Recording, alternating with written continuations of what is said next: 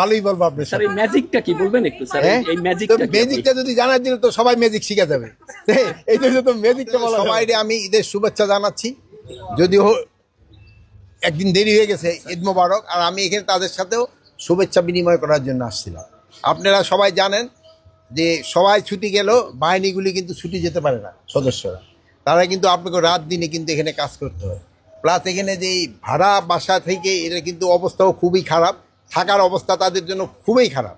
এই জন্য থাকার অবস্থাটা কিভাবে উন্নতি করা যায় এই বিষয়ে একটু আলাপ করা ছিল, এবং আমরা কিভাবে এটা উন্নতি করা দেওয়ার দরকার, যেহেতু তাকে থাকার অবস্থা অবশ্যই উন্নতি করতে হবে। স্যার এই থানাগুলি যে পরিদর্শন করেছেন স্যার, এর মধ্যে আইন শৃঙ্খলা পরিস্থিতি কেমন দেখেছেন?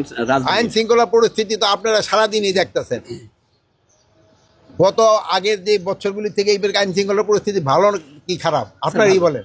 ভালো। তা আপনিই বলতেছেন ভালো, তো আমিও তো ভালোই বলবো আপনি। স্যার এই ম্যাজিকটা কি বলবেন একটু স্যার? এই ম্যাজিকটা যদি জানার জন্য তো সবাই ম্যাজিক শিখে যাবে। এই জন্য তো ম্যাজিকটা বলা যাবে না। আমার তো নির্দেশনা আগেই ছিল।